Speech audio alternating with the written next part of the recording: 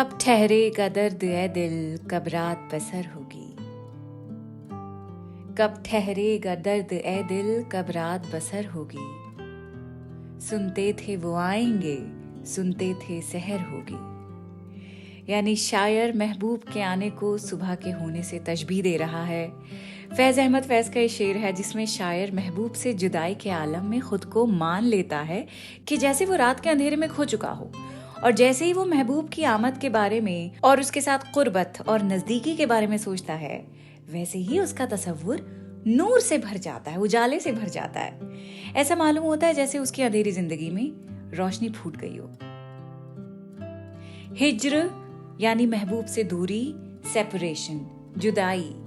मोहब्बत की ये वो स्टेज है जिसमें शायर की सफरिंग्स का आलम ही अलग होता है। उसका दर्द, उसकी तकलीफ हिज्र के अलावा कहीं और से नहीं आती है। शायर की सबसे बड़ी तकलीफ का, गम का जो सोर्स है वो ये हिज्र है, और इसीलिए हिज्र की इस तड़प को शायर का अल्टीमेट नाइटमेयर कहा जा सकता है।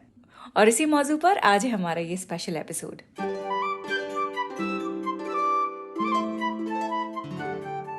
द क्विंट पे शुरू हो चुका है उर्दू नामा। मैं हूँ फबीहा सैयद। वैलेंटाइंस मंथ में उर्दू नामा की ये स्पेशल 4 पार्ट सीरीज है जिसमें हम stages of love in Urdu की बात कर रहे हैं। But let me correct my self here. तो लव जो जज्बा है वो एक बहुत बड़ी चीज़ होती है, और ये अट्रैक्शन, अटैचमेंट या पेन ऑफ सेपरेशन से कहीं ज़्यादा बढ़कर होता है। The word love is convenient to use, तो कैजुअली इस्तेमाल हो ही जाता है। यानी जरा सी अट्रैक्शन या क्रश होते ही पीपल से oh I think I am in love with them, oh I have butterflies in my stomach, I think मुझे प्यार हो गया है। प्यार ऐसे थोड़ी होता है। तो ये जो stages of so called love जो हम उर्दू नामा में कर रहे हैं, they are basically the stages of experiencing a crush और अट्रैक्शन। अट्रैक्शन पे हमारा पिछला एपिसोड था, और यही बेसिकली वो फीलिंग होती है that tricks our brain into believing that we are in love. तो इन स्टेजेस में पहली स्टेज होती है महबूब पे नज़र का पड़ना, दूसरी स्टेज कशिश यानी अट्रैक्शन का एहसास होना, तीसरी स्टेज अपने क्रश से सेपरेशन या जुदाई का दर्द महसूस करना जिसे हिज्र कहते हैं, और जिस पर आज हमारा ये पॉडकास्ट भी है। चौथी स्टेज क्या है वो आपको मैं पॉडकास्ट के आखिर में बताऊंगी, लेकिन उससे पहले हिज्र की बातें करते हैं।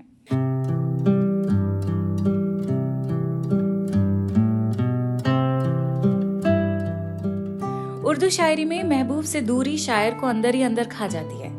हिज्र पे मजीद बात करने से पहले सो कॉल्ड लव का जो लफ्ज है वो किस तरह धोखा देने के लिए इस्तेमाल किया जाता है। बड़ी कन्वीनियंटली, बड़ी आसानी से लव का नाम देकर लोग अपनी जिंदगी के बड़े बड़े फैसले ले लेते हैं, और उन फैसलों का दूसरे कई लोगों पे बहुत बुरा असर पड़ता है। मिसाल के तौर पे अपने पार्टनर के साथ बोरियत की वजह से किसी दूसरे के साथ अफेयर को लव का नाम देना कितनी घटिया हरकत है।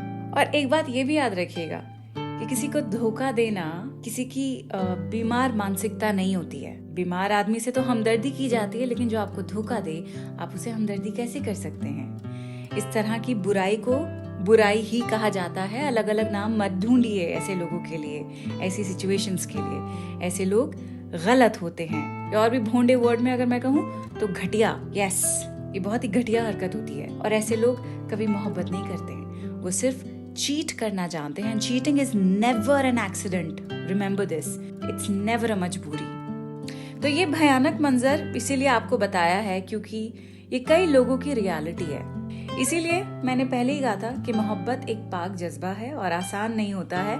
मोहब्बत निभाने का नाम है, एक दूसरे की गलतियां और कमियों के बावजूद उन्हें एक्सेप्ट करने का नाम है। थोड़ा बहुत कॉम्प्रोमाइज भी है मोहब्बत, लेकिन अगर कॉम्प्रोमाइज करते करते आप खुद ही घुलने लग जाएं, खोने लग जाएं, तो फिर वो मोहब्बत कहाँ रही? वो तो खौफ रहा ना, और मोहब्बत में तो खौफ की कोई जगह नहीं होती है। तो खुद ही को सिर्फ खुदा के लिए मिटाइए और किसी के लिए नहीं।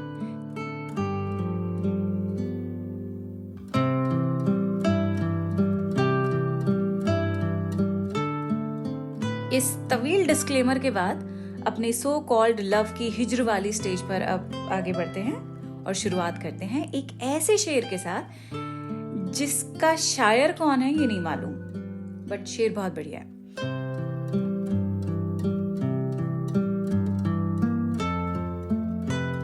गुजर तो जाएगी तेरे बगैर भी, लेकिन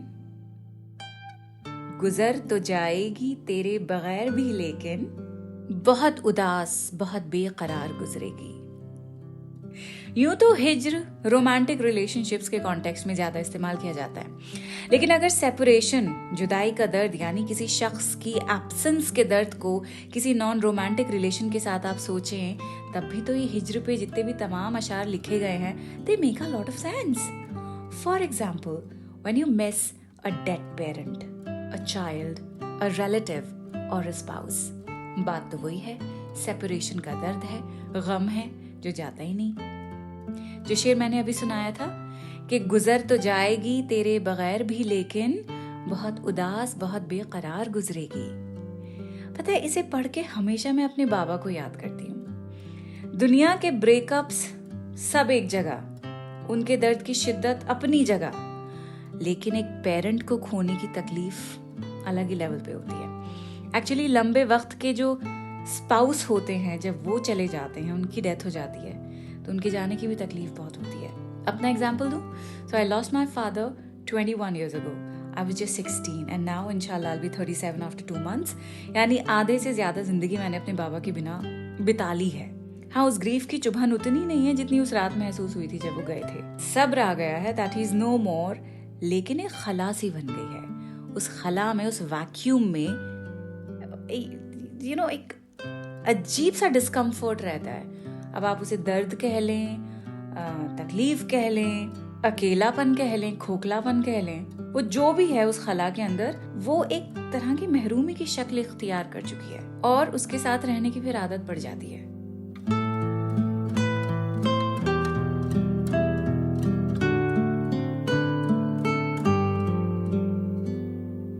फैज अहमद फैज का एक और शेर है जो अक्सर हम बाबा को डेडिकेट करते रहते हैं। कर रहा था गमे जहां का हिसाब, कर रहा था गमे जहां का हिसाब, आज तुम याद बेहिसाब आए।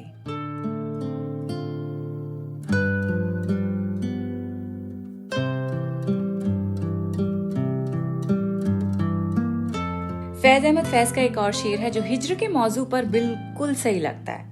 लिखते हैं, वो आ रहे हैं, वो आते हैं, आ रहे होंगे, वो आ रहे हैं, वो आते हैं, आ रहे होंगे, शबे फिराक ये कहकर गुजार दी हमने। यानी शायर अपने आप को ये दिलासे दे रहा था कि वो आ रहे हैं, वो आते हैं, आ रहे होंगे। सारे वक्त बैठकर शायर खुद को ये दिलासे देता रहा। फिराक इज अनदर वर्ड फॉर जुदाई, सेपरेशन, हिज्र। शबे फिराक हो या फिर शामे फिराक हो, दिन के ढल जाने के बाद महबूब की कमी शायर को ज्यादा महसूस होती है। वो इसलिए क्योंकि दिन में तो रोजी का गम, एम्प्लॉयमेंट के मसलों में वो घिरा रहता है। शाम होते ही जब घर जाता है तो शाम की खामोशी में उसके थॉट्स शोर मचाने लगते हैं, जिसमें महबूब से हिज्र का गम उसे ज्यादा महसूस होता है। इसीलिए एक शामे फिराक का तस्वुर फैज के एक आइकॉनिक शेर में आपको मिलेगा। फैज लिखते हैं,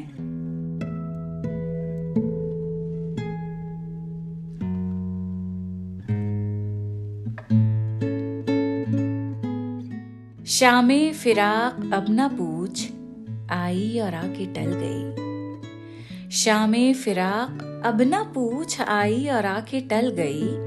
दिल था कि फिर बहल गया, जान थी कि फिर संभल गई।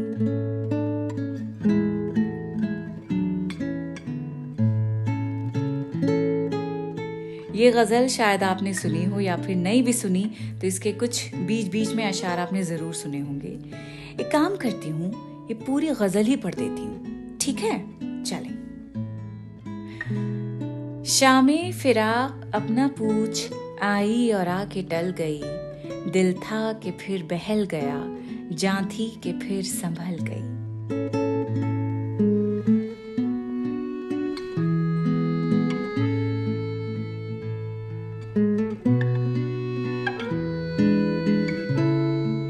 बज़्मे ख्याल में तेरे हुस्न की शमा जल गई। बज़्मे ख्याल में तेरे हुस्न की शमा जल गई। दर्द का चांद बुझ गया, हिज्र की रात ढल गई। जब तुझे याद कर लिया, सुबह महक महक उठी। जब तेरा गम जगा लिया, रात मचल मचल गई। दिल से तो हर मुआमला करके चले थे साफ हम, कहने में उनके सामने बात बदल बदल गई। आखिर शब के हम सफर फैज न जाने क्या हुए, रह गई किस जगह सबा सुबह किधर निकल गई।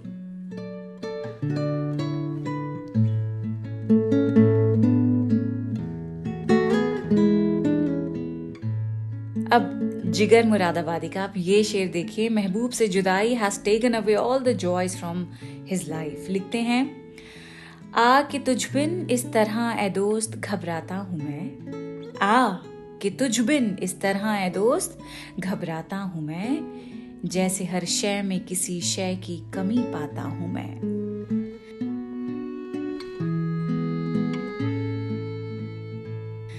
अब उर्दू शायरी में ऐसा भी होता है कि शायर हिज्र से उकता चुका है और महबूब ना अब आता है ना तब। इस फासले की अगर कोई प्रैक्टिकल मजबूरियां हैं, जैसे कि जॉब की वजह से दूर हो गए, माँ बाप ने जबरदस्ती कहीं और शादी कर दिया, अगर महबूब ही उल्लू बनाया जा रहा हो, झूठी उम्मीदें दिए जा रहा हो, ऐसे में शायर का उकताना is justified. So in my opinion आजकल के जमाने में ऐसी कोई हिजरी नहीं है, ऐसी कोई सेपरेशन नहीं है डेथ के अलावा जिसमें कम्युनिकेशन ना हो पाए। सोशल मीडिया का जाल पूरी दुनिया में फैल चुका है। महबूब से कोई खबर का ना आना is a big red flag. खबर रखना इज वेरी इंपॉर्टेंट। महबूब की तो नहीं, पर हाँ दुनिया जहान की खबरों के लिए द क्विंट का बिग स्टोरी पॉडकास्ट वापस आ चुका है। यस, इस नए पॉडकास्ट को एक्चुअली नया नहीं है, पुराना है, एक सीजन हो चुका है, ये दूसरा सीजन आ रहा है।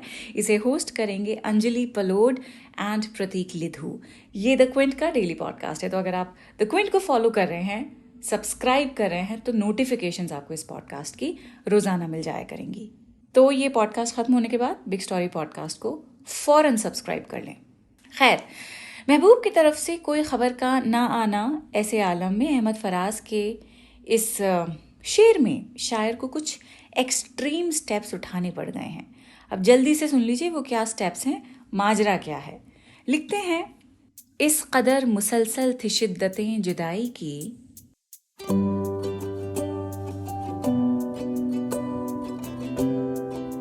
इस कदर मुसलसल थी शिद्दतें जुदाई की, आज पहली बार उससे मैंने बेवफाई की।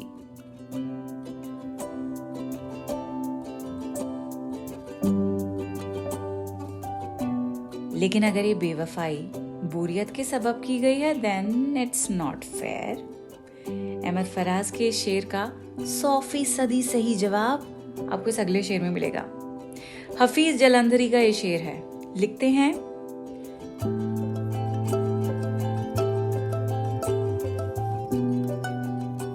क्यों हिज्र के शिकवे करता है, क्यों दर्द के रोने रोता है, अब इश्क किया तो सब्र भी कर, इसमें तो यही कुछ होता है।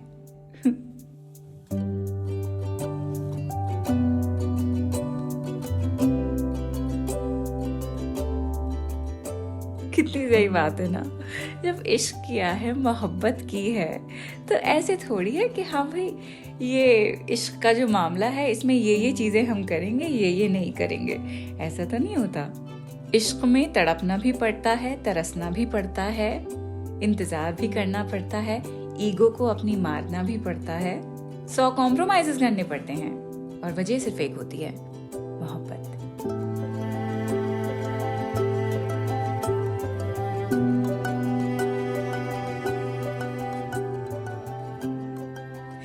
इन अदर वर्ड्स, ये इश्क नहीं आसान, बस इतना समझ लीजिए एक आग का दरिया है और डूब के जाना है। यही है ना ये शेर? मैं गलत तो नहीं पढ़ा? आई थिंक यही है। ओके, सो पॉडकास्ट के आखिर में आपको नौशी गिलानी की एक नज्म सुनाते हैं। हिज्र के मौजू पर है ये। इसका उन्वान है, हिज्र के पर भीग जाएं। सो दिस नज्म इन my opinion is an experience. ये सिर्फ एक पोम की तरह मत लीजिए, ये बाकायदा एक तजर्बा है। आंखें बंद करके सुनिएगा। इसलिए सुनिए ऐसे क्योंकि बड़ी आसान ज़बान में लिखी गई है, मुझे अल्फाज मानी के लिए बीच बीच में रुकना नहीं पड़ेगा। तो शुरू करें? ऑलराइट, लिखती हैं, कहाँ तक खेमा दिल में छुपाएं, कहाँ तक खेमे दिल में छुपाएं अपनी आसों और प्यासों को। कहाँ तक खौफ के बेशक्ल सहरा की हथेली पर कुरेदे जाएं आंखें और लकीरें रोशनी की फिर ना बन पाएं। हम इंसान होके भी साए की खुशबू को तरस जाएं। चलो एक दूसरे की ख्वाहिशों की धूप में, जलते हुए आंगन की वीरानी में आंखें बंद कर लें और बरस जाएं। यहाँ तक टूट कर बरसें के पानी वस्ल की मिट्टी में खुशबू गूंध ले और फिर सरों तक से गुजर जाए। जमी से आसमां तक एक ही मंजर समर जाए। हमारे रास्तों पर आसमान अपनी गवाही भेज दे। खुशबू बिखर जाए, जमीन पांव को छू ले, चांदनी दिल में उतर जाए। हवा गर हिज्र की साजिश में, हवा गर हिज्र की साजिश में हिस्सेदार बनकर दरमियां आए। हिज्र के पर भीग जाएं और हवा पानी में मिल जाए। हिज्र विसाल की उम्मीद में या नाउम्मीदी में बिताया गया वक्त होता है, और विसाल ही महबूब से मिलन, जो शायर की सबसे बड़ी डिजायर है, उसे कहते हैं। इस पर सुनिए हमारा अगला एपिसोड अगले हफ्ते। लेकिन अभी हिज्र के असर में अगर आप हैं तो नुसरत फतेह अली खान की कव्वाली might make sense to you, तो जाते जाते इस कव्वाली का प्रतीक लिधु वाला वर्जन आप सुनिए, बहुत अच्छा गा रहा है। कमेंट में इसकी जरा हौसला अफजाई कर लीजिए, क्योंकि बहुत बढ़िया गाता है, बहुत बढ़िया से मिक्स करता है अपने गाने। चलें, I will see you again next week. तब तक प्रॉमिस करिए बीमार नहीं पड़ेंगे, ठीक है? खुदा हाफिज।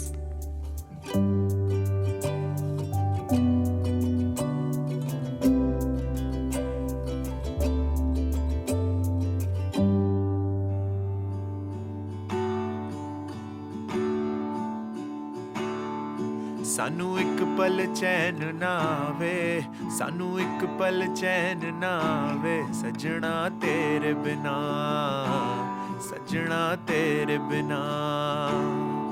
साडा कलिया जी नहीं लगना, साडा कलिया जी नहीं लगना, सजना तेरे बिना, सजना तेरे बिना, सजना तेरे बिना, सजना तेरे बिना।